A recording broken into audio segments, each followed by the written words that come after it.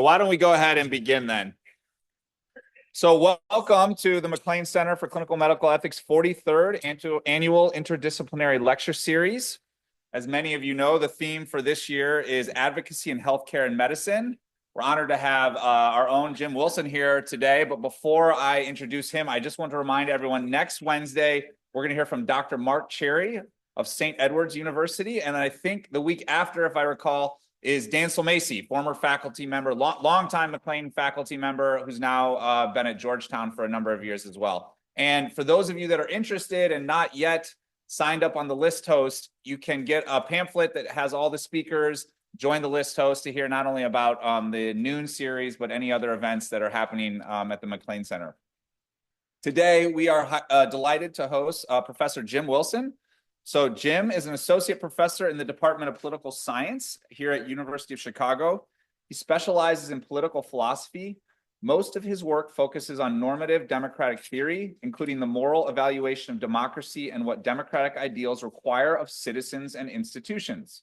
His book, Democratic Equality, articulates the moral force of the democratic idea that all citizens are equal political authorities, and to explain how that abstract idea ought to regulate the design and operation of the relationship between democracy and freedom, political justice beyond state borders. Oh, sorry, I skipped a line. His current research explores the relationship between democracy and freedom, political justice beyond state borders, and the relationship between democratic obligations and political violence. Apologize.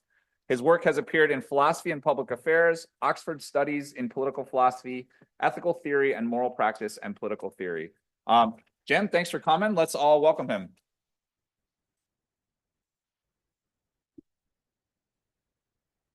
Thanks a lot for that introduction. Thanks for the invitation to be here. It's a real pleasure.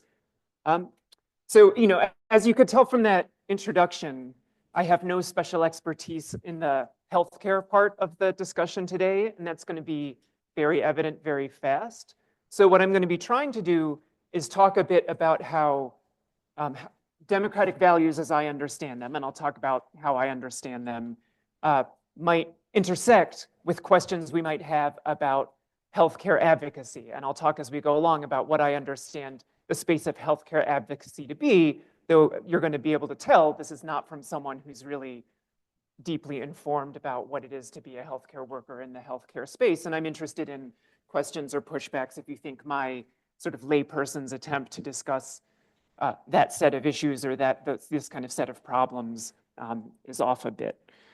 So what I am thinking of in terms of what a democratic theorist might have to say about questions of advocacy in healthcare is specifically in the realm of the kind of advocacy that involves advocacy about public policy. And I don't mean public policy to be too narrow or literal, advocacy about, public healthcare plans or something like that. I just mean public policy, but emphasizing the public part. Advocacy that has to do with something about what we ought to be doing together as citizens, as opposed to advocacy for patients that is very specific to the situation of that patient, advocacy with respect to the insurance company or their family or other people at the hospital or what have you. So again, this is pretty intuitive, and I think it'll remain intuitive as we go along. But that's just to kind of set out the kind of healthcare advocacy I'm thinking of is advocacy that has to do with healthcare, which I'll say more about in a bit, but is in some sense public. And the reason I'm talking about that is just because that's what I think I might have something to say about. Because of having thought a bit about democratic values and what it means to engage in advocacy as part of a democratic public. So just as a very, very basic introduction, I'll just suggest, as the introduction already suggested, I've written a bit about what in the philosophical jargon is political equality. So the political modifier here to equality just means to refer to the specific kind of equality involved in making decisions together. So obviously all kinds of equality, socioeconomic equality is in a broad sense political, but by political here I mean something like equal in the right to make political decisions, or the sort of equal in the contribution to political decisions. Another way to put it is the idea of equality and the idea that citizens are equally in charge of our common life.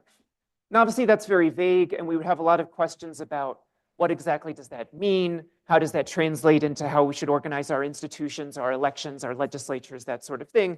And I write about that, but I'm not going to focus on that today. I'm going to just sort of emphasize that this is one important democratic value. There might be a lot of good things about democracy. It might tend to just be a system that tends to promote good results, good outcomes, good laws, or at least less bad results than a lot of other more authoritarian systems.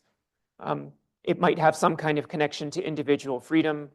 But one thing it seems like it does is it manifests, when it's working properly, is it manifests a certain kind of equality in the citizens by kind of granting everybody something like an equal right to contribute to decisions about what we do together, including, of course, decisions that have relevance for healthcare values, which I will again talk about in a bit. What I just want to start with now is just talking about how that if we are committed to some kind of ideal of political equality, what does that already say about people's rights and duties with respect to advocacy about public policy? And I mean all people, sort of more or less every citizens. So this, again, is not yet specific to healthcare workers or people who have special relationship to patients or anything like that. And as I say, this is mostly going to be pretty intuitive. So most of this does not depend on my idiosyncratic philosophical take on political equality. Most of this will seem very familiar and ordinary. So one thing is, and this is the most intuitive thing, is that political equality implies something like an equal right to engage in advocacy. Like we all just have a basic entitlement to engage in a certain kind of public policy advocacy.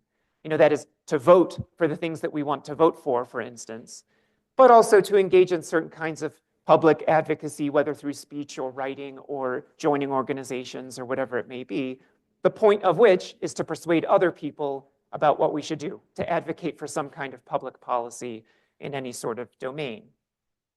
And that equal right sort of you just get by being a citizen. Again, there's big philosophical questions about why you should get that right, what's good about it. People disagree about whether people should have that right and so on, but this should be pretty intuitive. And I'll say why any of this matters in a minute or so. So the other thing I just want to emphasize is that most of us intuitively would think, and I think many philosophers would agree, that there are also duties that attend to democratic citizenship. So on the one hand, just any of us have rights to engage in advocacy with regard to public policy, whether it's about healthcare or war or taxes or anything else. But we also have certain kinds of duties.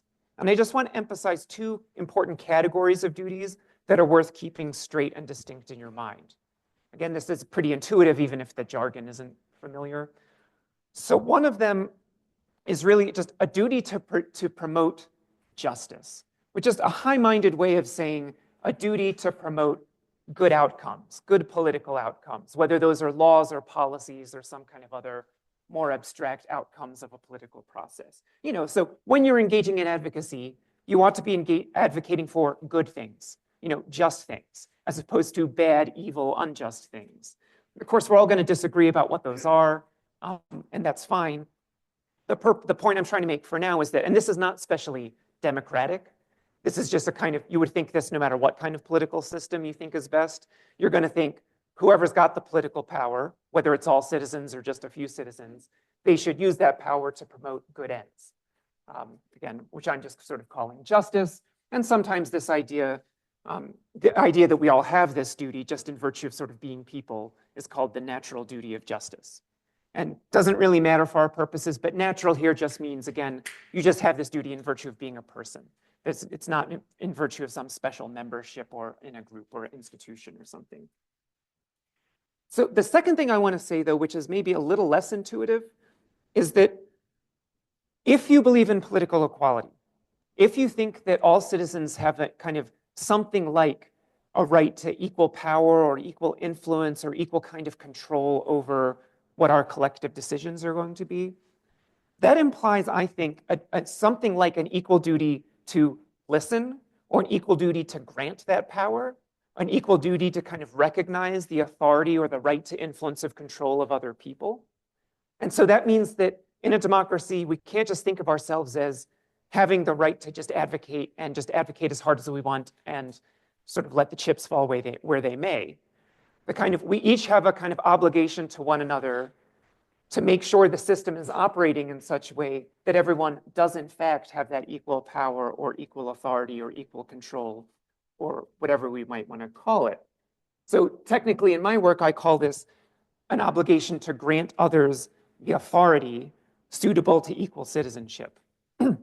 And all that means is that naturally we don't have to worry about the details for our purposes, but in the operation of a roughly democratic system, a system where people have there's a one person, one vote rule. There's fair elections in the sense that the votes are counted properly. No one's excluded from suffrage. And we have free speech rights. There's still potentially a lot of ways in which unfairness can manifest in the system. So simple versions of this, which we could talk about in more detail in the questions, would be potentially nefarious ways in which people who are far wealthier than others can kind of engage in or take a certain kind of control, a disproportionate control over the political decision-making process, even though everyone's getting equal votes. And as you might imagine, there's a lot of political argument you can have about, well, is there anything actually unfair about that? Is there anything that they're doing wrong, the people who are trying to wrest this control, to exert this influence? And I'm not going to try to engage in that now. I'm just trying to appeal to some intuitions you might have that whatever you think about the role of rich people in democracy, that even if you have formally democratic institutions like equal elections, there are ways in which the institutions can be run in an unfair, unequal way that have the effect of sort of disproportionately neglecting or excluding certain citizens, thereby denying them real equality, real equal power, real equal authority. And why am I talking about this? It's because that suggests that possible failure of political equality, even when your system is broadly speaking democratic, implies, I think, or stresses at least, that we have a duty to kind of ensure that that doesn't happen. And the way I'm kind of characterizing that duty is a duty to listen, or a duty to grant authority, or a duty to grant a certain kind of control to other people. And again, the key thing is you don't necessarily discharge that duty simply by voting and making sure not to kind of engage in voter intimidation or, throwing away people's ballots or something like that. You may have certain kinds of positive duties to kind of make sure the system's not running off the rails in the sense of informally disenfranchising or disempowering certain groups of people. And then what I'm suggesting then is that we will often have what you might think of as a secondary duty. So of course we have a duty to just engage in this kind of listening, to not ourselves engage in kind of direct political inequality by grasping for too much power, disenfranchising people or so on. But we may also have a secondary duty that when we see other people being informally disenfranchised or denied their equal political authority, whether intentionally or just sort of negligently because people aren't paying attention, sort of as an accidental side effect of the operation of people's advocacy, we have a secondary duty to cure that political inequality. And this is going to be relevant for at least some issues in healthcare advocacy, or so I'll say in a minute. So now I want to just say a few things, again, probably pretty basic things about how some of this will implicate questions about advocating for healthcare values with respect to public policy questions. So again, maybe I should just say, the upshot of the previous slide is if you think democracy is valuable, you think political equality is good, you think something like these rights and duties apply to all citizens, you think furthermore, even political equality aside, you think democracy is just a good system for reaching collective decisions because it keeps the peace or it tends to aggregate information in a way that tends to produce better outcomes than if just a cabal of smart people were running the show, something like that. If you think those things about democracy, you will probably just as a general default have the idea that people should engage in advocacy. And it's just good to engage in democratic advocacy. On the one hand, you have a right to, because you're an equal political authority, whoever you are. And on the other hand, you have a duty to, because you're supposed to be producing justice. You're supposed to be advocating for good stuff. And maybe you also have a certain faith in the democratic process that when everyone engages in a lot of advocacy across a wide swath of citizens, that tends to promote good outcomes with respect to healthcare or anything else. So again, the default is going to be something like it's just good. And you kind of don't need a special argument to say it's good when people engage in advocacy. That's not to say that you never have kind of moral doubts about what you're doing, but that in general, you don't need a special justification if at least you're starting by taking on board these good things about democracy, which I'm mostly doing, but if people have questions about it, we can talk about that. So now I'm going to just, again, talk about what may suggest reasons, special reasons for people that have a kind of expertise in healthcare, as sort of healthcare workers very broadly construed, why the specific kinds of reasons they might have to engage in political advocacy that don't apply to all citizens. And again, I suspect some of this, or a lot of this, is going to be pretty intuitive to a lot of you, and probably was even before you became a healthcare worker, if you are one. So first, just a word about healthcare values here. I'm going to be pretty agnostic about exactly how this is best defined, because as I've said, I'm not remotely an expert on bioethics or healthcare or public health or anything else. I'm very much a layperson when it comes to these, that's the sort of category. But I'm just going to suggest that, I mean to refer to healthcare values pretty broadly, which is just the values that are kind of implicated in care for patients, direct care for patients, that is, public health concerns, public policy that is relevant for patients or the practice of healthcare work or the healthcare industry. This is going to include structural issues in society that have effects on the way people deliver or receive healthcare, or kind of have their healthcare values, their well-being affected. So this will include things that might, violence, for instance, and concerns about, ameliorating unjust violence or the effects of violence would count as a healthcare value, potentially. I'm not trying to be particularly narrow about exactly what counts as a healthcare value here. So I want to emphasize, as again here in the middle of the slide, that the default assumption is just healthcare workers are people, they're citizens. It's just totally legitimate and often good, positively good, to engage in advocacy about anything that has to do with public policy, if you just start with a generally kind of intuitively common sense, or at least common sense in some places, pro-democratic attitude. But again, there might be special reasons why healthcare advocates maybe have special duties to engage in healthcare advocacy or advocacy with respect to healthcare values, or at least have a certain kind of special permission, that it's especially good for them to engage in this advocacy, more so than it is for regular citizens with respect to any kind of issue. And so one of those is that, of course, this is going to sound very ordinary, I think, that if you are a healthcare worker, you have a certain kind of expertise with respect to healthcare values, what it's like to deliver care, what it's like to receive care, what it's like to run healthcare institutions or experience working for healthcare institutions. You have a kind of more direct exposure to people that do not have very good health, et cetera. And so you might think, well, you've got special knowledge about unjust outcomes or bad outcomes. You've got special access to knowledge about what goes wrong in our society in terms of sort of healthcare values broadly construed. And so then when you're thinking about your natural duty of justice, which is just a general duty to kind of try to make the world more just and your society, your country more just, an especially good or effective way to discharge those duties is going to be to advocate for stuff you know a lot about. So you are maybe more likely to kind of have good input into the system with respect to that subject matter. And also that you kind of comparatively know more than a lot of other citizens. You are going to know more than I do about a lot of the particulars of what's going wrong with respect to kind of how patients are treated, or how sort of citizens in general, their kind of healthcare interests are being underserved, and moreover, how that might be fixed. So again, you're just kind of an expert, like many other people are experts about other stuff. You have direct experience and you have a kind of lot of theoretical knowledge. And so it may be an especially good use of your advocacy time, since you can't kind of advocate for everything all the time. It may be an especially good use of your time to advocate for healthcare related stuff. Again, that doesn't mean you can't advocate for things that aren't related to healthcare. It doesn't mean you can't just vote on a sort of general platform or something like that. But to the extent that you have special time or energy or resources, this might be an especially good way to challenge them, which would also suggest maybe you have a special claim not to have that kind of advocacy sort of interfered with or undermined.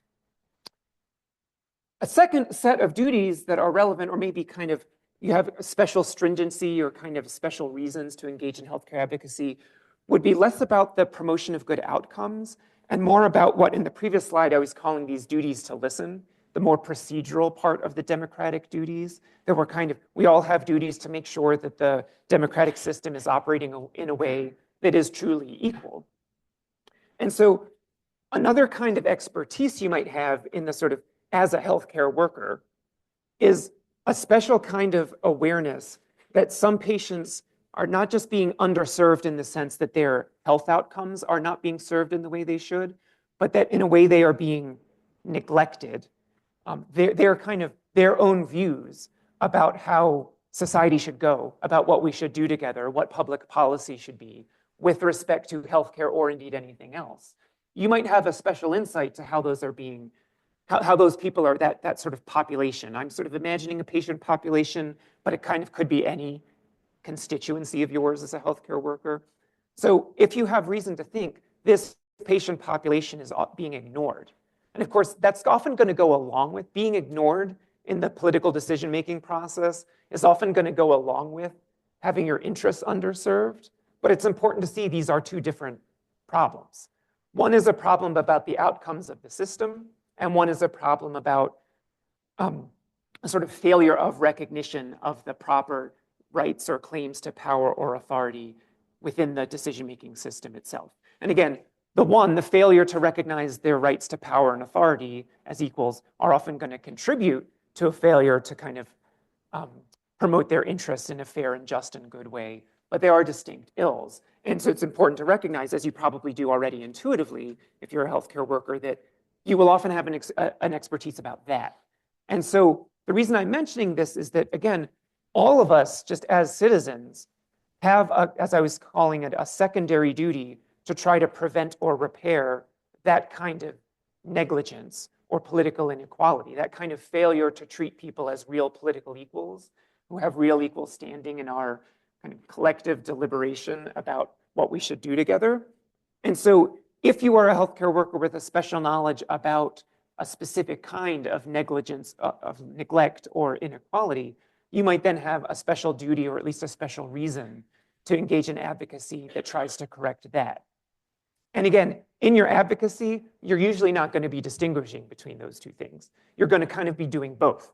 You're often going to be saying, you know, this patient population is being ignored, and I'm going to use my power and influence, such as it is, to try to do what I can to correct that imbalance and advocate for the rest of you citizens to also do what you can to ameliorate that imbalance.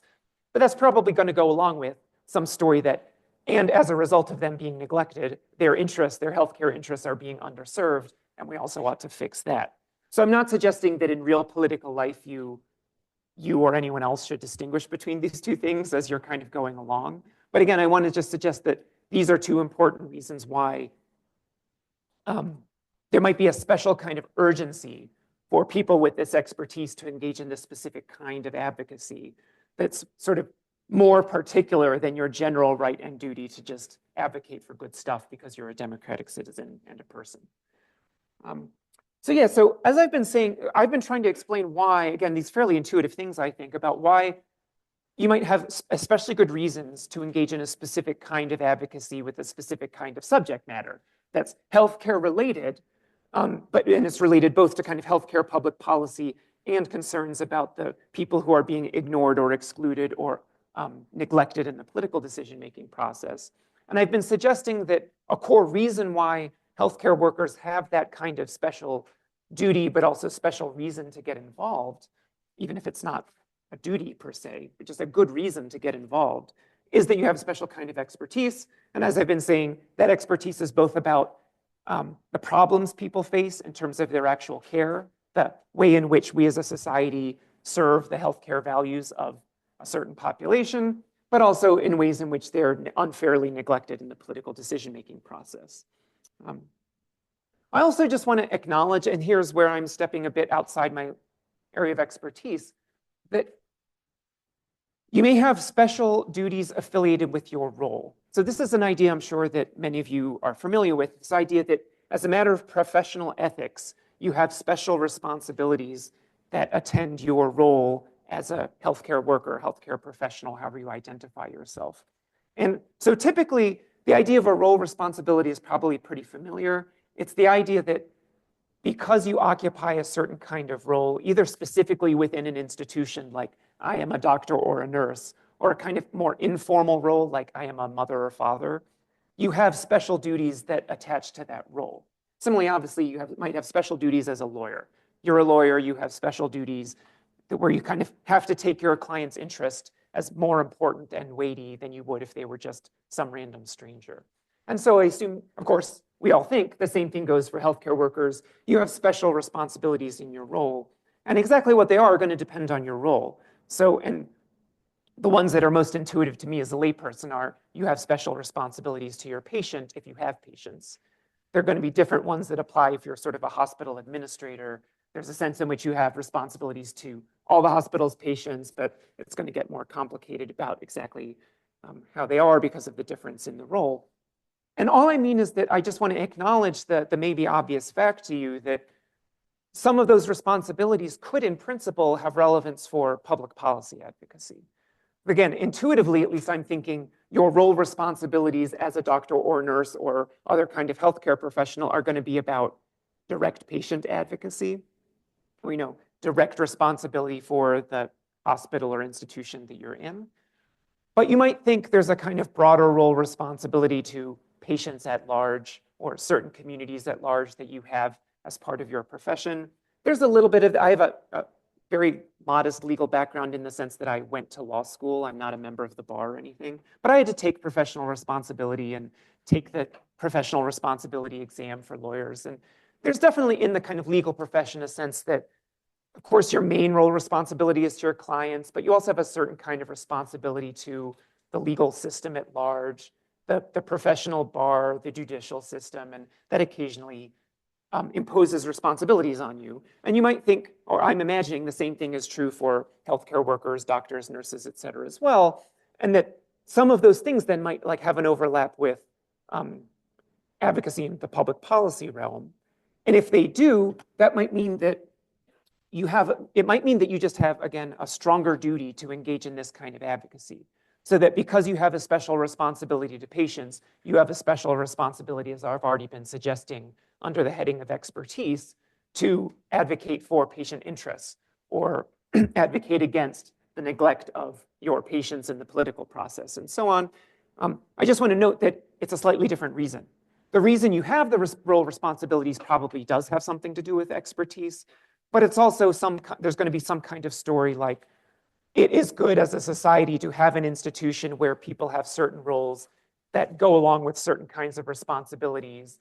And so it's good for people to not just use their expertise in a general way, but specifically to have a certain kind of duty of care to a certain population and to exercise it.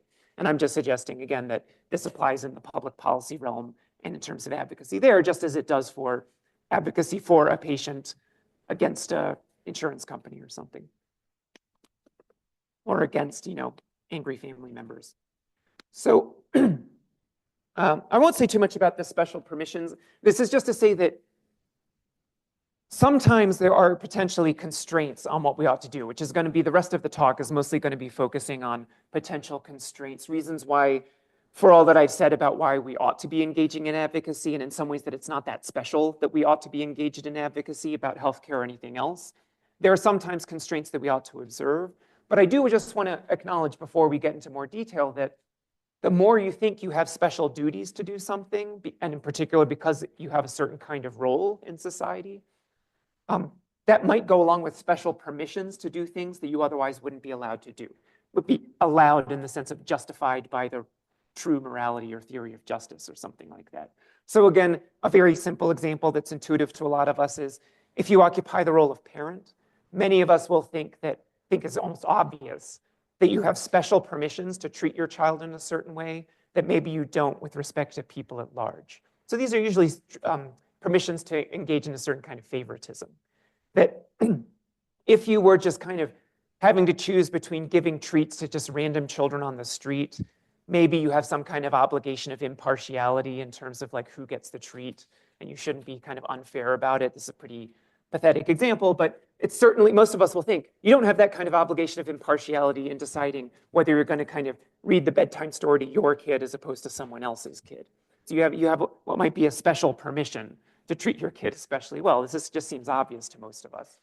And I just want to suggest the same thing might be true of this other kind of role responsibility, or the set of role responsibilities that go along with healthcare workers. So again, we're going to be transitioning to talking about potential constraints on permissible advocacy or reasons to engage in advocacy, but always kind of cutting against that might be special permissions that you have in virtue of fulfilling a certain kind of role. Again, similarly in the way that lawyers often think, at least, that they have special permissions to kind of ignore certain kinds of other rules of etiquette, or maybe even moral rules, because they have a right to advocate for their client in a certain way. So now so again, we've been talking for a while, I've been talking for a while now, but a lot of the upshot of this is really just kind of familiar, kind of reminding you or encouraging you to think that the baseline for thinking about what kind of advocacy in the public policy realm is permissible or good, if you kind of just have a vaguely liberal democratic attitude, is all of it. Like, it's just all good. And you don't need a special reason to engage in it. It's just good to engage in it. And of course, you should be careful about advocating for the good stuff as opposed to the bad stuff. But, you know, that's just, all of us have that risk, and we've got to do our best.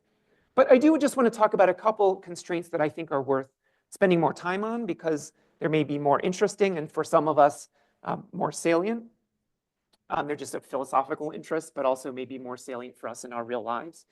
So one of them, again, I think very obvious, intuitive, but just worth mentioning since I've put so much emphasis on expertise, is what I'm calling epistemic risks, which is just basically the risk that we're wrong about what we're advocating for. And all of us have this risk. Every citizen has this risk. Citizens in general are very bad about knowing what's really going on and what's kind of true about public policy and what's even just true about the existing world, let alone what would be better. So a lot of us are pretty bad at dealing with our epistemic risks. And in some ways, you might think, well, you know, we're all very educated here, like these risks are minimized, and we're really good at dealing with epistemic risks because we learn a lot of stuff. And I'm just here as a political scientist to remind you, no, we're actually all really bad at it. Even extraordinarily smart people, extraordinarily learned people are really bad at it. So just be careful. And so on the one hand, look, you have expertise and most people don't, especially when it comes to healthcare values. And so it is important for society that you use it. And it's important for society that political scientists use theirs, I guess. But it's maybe more doubtful whether philosophers should use theirs, whether that's good for society. But the thing is, you just also have to be kind of mindful of the fact that precisely because you are an expert, you have certain kind of risks of sort of arrogance or kind of overconfidence that one needs to be aware of. That even when we're talking about healthcare values, there are often other kind of values at stake too that you're going to be less expert about. Should be pretty familiar. We all try to be responsible in this way. And this is just a kind of reminder that it's actually harder to be responsible than you might think. And again, this caution is absolutely true for me, for political scientists, for philosophers, et cetera, not just healthcare workers. The other thing I just want to acknowledge, and you will know a lot more about than I, is just I can imagine scenarios in which you have responsibilities to patients. You also want to engage in advocacy because you think it's genuinely important for justice, and particularly justice for many people in your patient population. But it could also be true that when you engage in this public advocacy, which of course is meant to be public, so it's meant for other citizens to have a certain kind of uptake, that could engender a certain kind of distrust among some of your patient population. Of course, I'm imagining patients that really disagree with the stuff you're advocating for. And I'm not here to really kind of resolve the nitty-gritty about what to do in these cases. For now, I'm just acknowledging that this is going to create a certain kind of tension or conflict in your special responsibilities to your patient population. You know, it's easy to see this in advocacy that is clearly unjust. So, you know, doctor starts engaging in like very explicit white supremacist public policy advocacy. Now, a feature of political equality, as most of us understand it, is you have a right to engage in that advocacy, even if you're advocating for really bad and grossly immoral stuff.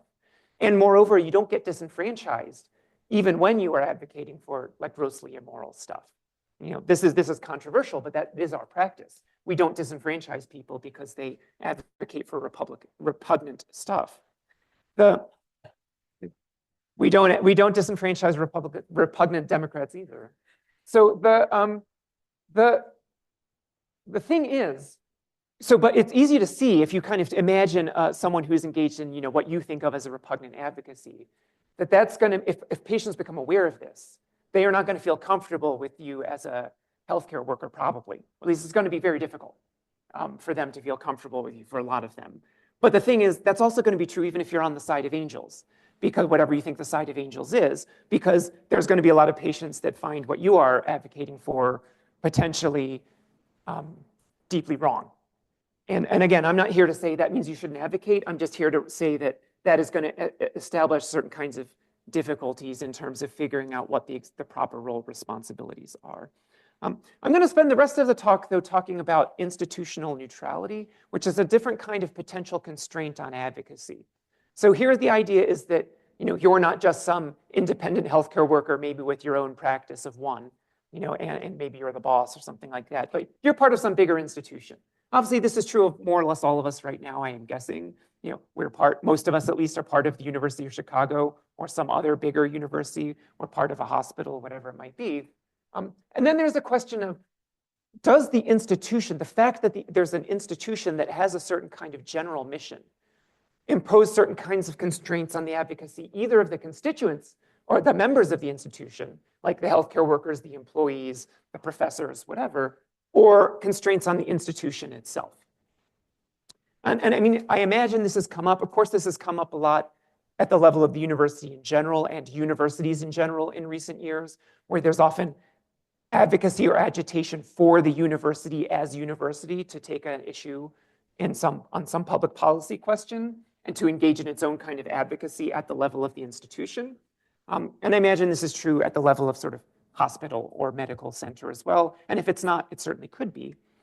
And so I'm going to start talking about this in terms of our institution's beloved Calvin report. I'm sure many of you have heard about it. We get it talked about a lot. You've probably even had it mentioned in some of the talks in this series before. But if you don't know, this is a report commissioned by the university in 1967 to kind of discuss the extent to which the University of Chicago should take positions as a university on controversial matters of the day. And I just want to note, so I don't mean to suggest that the Calvin report is gospel or kind of the world's best account of why an institution like a university might want to be neutral, but it's not bad, and it's the one that's kind of close to home. It's talked about a lot by the University of Chicago, so I thought it was a good jumping off point to talk about some of these things. So the Calvin report identifies, as I understand it, two risks of a university in particular, and I'll say more about whether it matters that it's a university later, taking what it calls a collective position on the issues of the day. And it references itself, this is the late 60s. There's a lot of issues of the day that are controversial and implicate universities. There's a lot of stuff about the controversies at the time about the role of the military on campus, about the university's kind of relationship to housing in Hyde Park and discrimination and integration and things like that.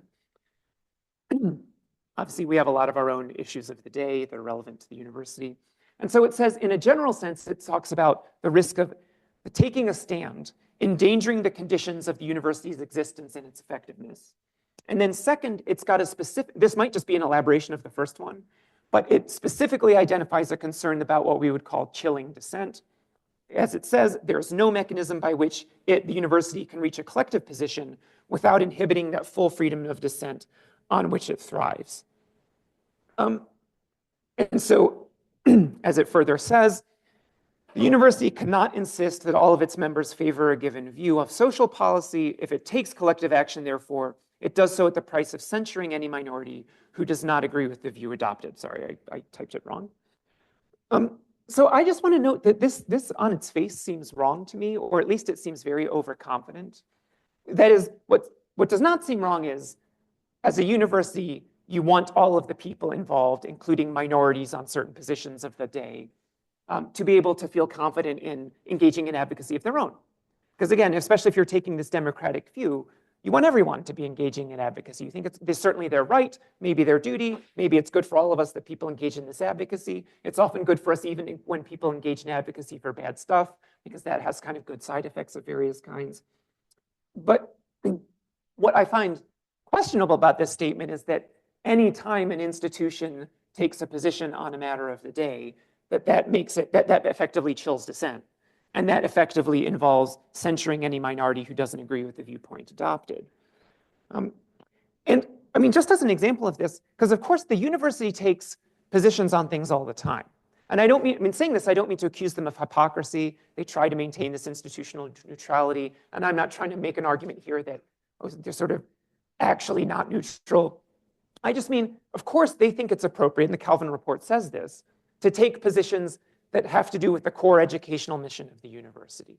So as you might know, we're doing that right now. We're engaged in a lawsuit kind of challenging the Trump administration's freeze on NIH indirect funding, indirect cost funding.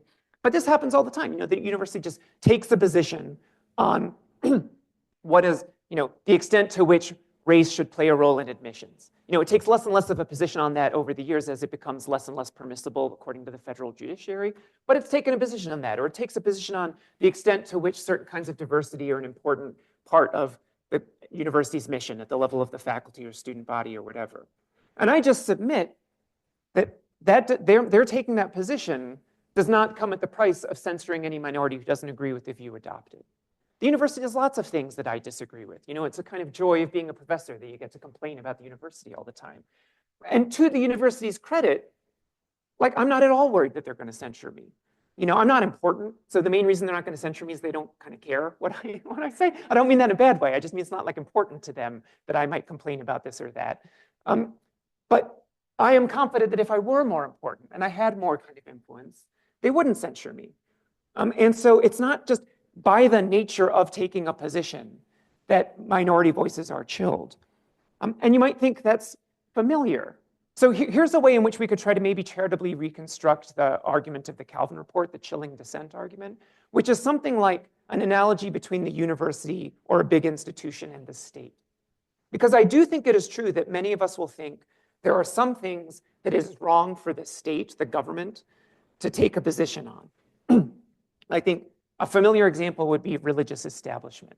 You know, if you're kind of from Europe or some other countries, you're not going to think this is that big a deal potentially. But you know, the American view is it is definitely wrong and sort of insulting to many citizens for the government to just take this very non-coercive stance where, you know, Congress just passes a law that's saying, so what, you know what the true religion is? Presbyterianism. And all the other religions are kind of like false and apostasy or whatever it may be. And you know, we're not going to punish anyone. We're not going to, you know, we're not going to violate anyone's civil rights. We're just letting everybody know Presbyterianism is the true religion. And a lot of us would think there's something really wrong with that. The state shouldn't do that. And one of the reasons, there's sort of what I'm calling here special obligations of neutrality, that there seems like at the very least there's a certain kind of violation of equal respect for citizens going on if the state were to do that. And this is not sort of limited to religious establishment. This is just a kind of easy example, I think. But for one thing, and so I want to just grant that is true. That is a legitimate concern. And one of the reasons I also think it is probably right that we worry about the state doing something like that isn't just the kind of offense or disrespect or inequality, but because maybe there is a legitimate concern that there's a kind of implicit threat where right now the law is not going to punish the people that aren't Presbyterians or whatever the favorite religion is. But because the state has this enormous coercive apparatus, it might, and we should be worried about that. But, and I just want to accept that on the one hand, I don't think institutions of civil society typically have the same kind of reasons to be neutral as the state does, that it's not just sort of inherently offensive to people to take a certain kind of perspective. And of course, many universities do have a like denominational perspective, and we think usually think that's fine. And these universities that have a particular denominational perspective at the level of the university typically don't. They often have people at their campus that are not members of that denomination, and they're typically not censured. And so I just want to, the Calvin Report or something might be suggesting that there's a kind of analogy that it's wrong for powerful civil society institutions to be non-neutral for these reasons. And I'm just not sure that's true, because again, on the one hand, I do want to acknowledge that these institutions like universities or hospitals are powerful. And so they can threaten us, they can threaten employees. And we might, as kind of in terms of workers' rights or something like that, be concerned to protect the rights of employees to engage in their democratic citizenship rights and duties and not to be fired or demoted or whatever it might be because of their views. But typically we kind of think free speech rules and norms are a good way of establishing that. We don't say, the state does stuff all the time. It takes positions all the time because it has to. That's the point of the state, is to make decisions about stuff. But we don't think that automatically chills dissent on the part of the people that don't agree with this, what the state does. Why do we think it doesn't do that? Because if your state is functioning well as a kind of liberal democracy, it protects your free speech rights. And I mean, the University of Chicago tries to do that. And to a large extent, I think it does it pretty well. It protects the free speech rights of the constituent members. And if it does that, it doesn't need to worry about chilling dissent, or so I say. Or at least it doesn't need to worry about it so much. I want to leave more time for questions, so I'm just going to quickly say there is a kind of concern here that the Calvin Report has, which is that getting too much involved in the project of advocacy at the level of the university is just going to get in the way of other things the university has to do. This is the offensive version of the argument I have here. The Calvin Report talks about the diversion of the university from its mission to getting involved in politics too much. And I actually just want to acknowledge that that is a reasonable thing, I think. Like, when I think about how busy the president and the provost and the deans must be all the time, like, I just can't imagine. I can't imagine ever voluntarily undertaking that. But then I also think, yeah, it just probably is not very good for them to be spending a lot of time thinking about, what is our position on this or that political matter. So there's no kind of, this is violating the rights of minorities on campus concern. It's just it's just kind of too much work, and maybe there's just not enough good being done. Not enough good comes from this advocacy compared to the burdens that are going to be placed on the top leadership or whatever it might be. And I think that's worth kind of considering. I'll just say quickly before we stop, I've been talking about universities because that's kind of a hot topic of the Calvin Report.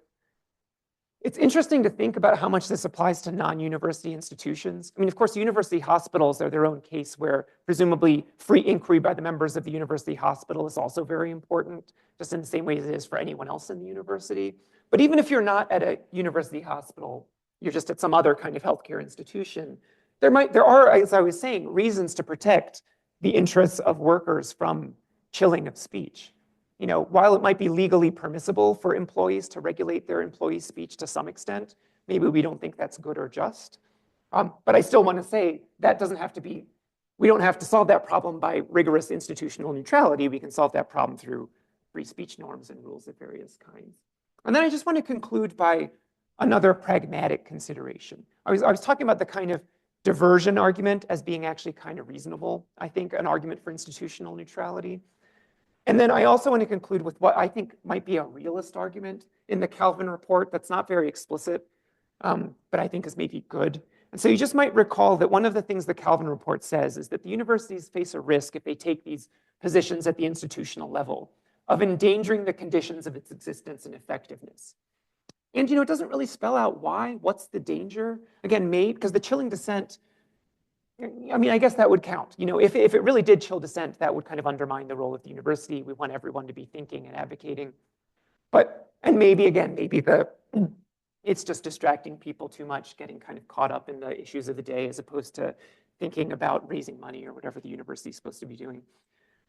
But maybe the real risk is the reason why the conditions of existence will be endangered is because other people want to destroy the university, or at least substantially harm it or undermine its mission or its ability to do its mission, because they have a very particular view about what the university ought to be doing that is different from what it really should be doing or what its mission is. And the problem with taking position on the issues of the day, especially if you are a big institution, an influential, powerful institution, is that you make enemies.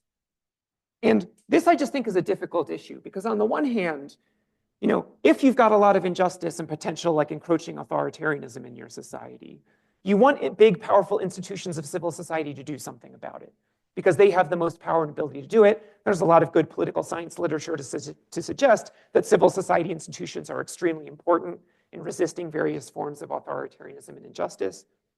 On the other hand, you do not want institutions of civil society to be wasting their political capital, kind of engaging in fights where they do not, in fact, produce very much political good. They just kind of take a certain kind of stand, and it just provokes opposition and provokes a backlash that harms the constituents of the university, doesn't advance social justice, and just is useless. And I could understand why an institution, whether a hospital or a university or something, wouldn't want to emphasize this argument too much, both because they don't want to seem sort of cowardly, not to say that it is cowardly, they just don't want to seem like that. And also because saying stuff like that might itself be provocative. To say, look, this stance is fine. In principle, it'd be fine for us to take this stance. We just don't want to do it because if we do, this political faction is going to punish us. That is itself not necessarily very politically savvy. So I just want to finish, and then, well, I'm open for questions, by suggesting that on the one hand, my view is that there are very few principled reasons that an institution ought to engage in institutional neutrality. It's just kind of fine for institutions to engage in advocacy at the level of the institution, at least if they are genuinely maintaining internal free speech norms and rules.